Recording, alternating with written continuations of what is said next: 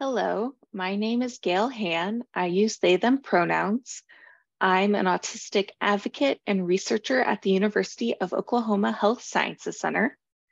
I am a white, non-binary person wearing glasses, noise-canceling headphones, and a black t-shirt. And today I am going to be talking to you about the development of autistic teens learning about sexuality, aka ATLAS, which is a sexual health education resource. So in addition to myself, our team includes Dr. Catherine Moore, Dr. Jake Preto, Dr. Jenny Sperling, Dr. Tabitha Fleming, and our wonderful research assistant, Caitlin Bullard. As an introduction to this project, autistic youth often do not learn about sexual health education in school settings. And when they do, the resources that they have might not be tailored to their needs. And this is unfortunate because autistic people, like everyone, have a right to learn about their bodies and to understand common life experiences.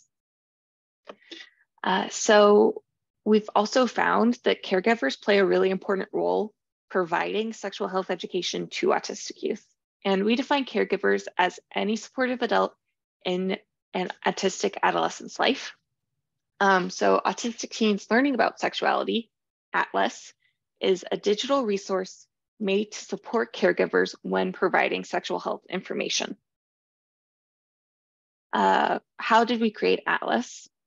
Well, it was through an 18-month human-centered design process where our caregiver end users influenced each step of development. And we did this by gathering a lot of data from surveys, interviews, and listening sessions.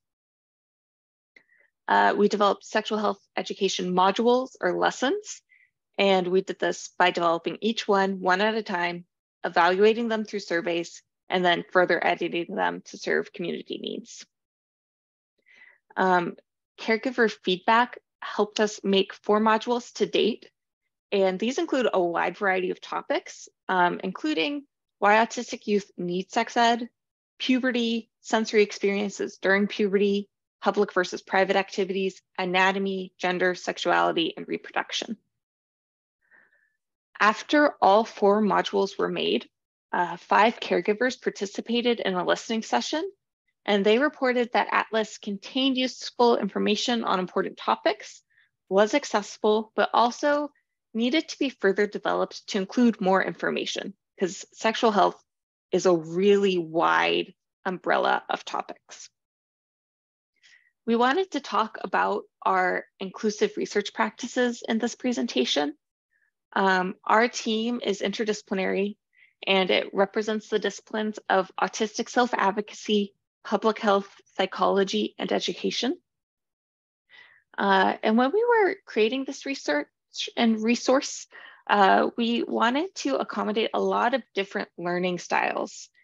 So we used text, audio, images, animated videos, and interactive activities embedded throughout the entire resource to really help as many people as possible learn in a way that's best for them. This is an example of one of our animated videos. It's just a screenshot of it. And the screenshot image reads, "Answers to common questions. Review the video below for answers to common concerns about sexual health from the caregivers of youth with autism." And this was an animated video that we created using the resource Animaker. And this image just contains a little animated person wearing a cute sweater vest, standing in front of a blackboard. This is another screenshot image of one of our interactive activities embedded in ATLAS.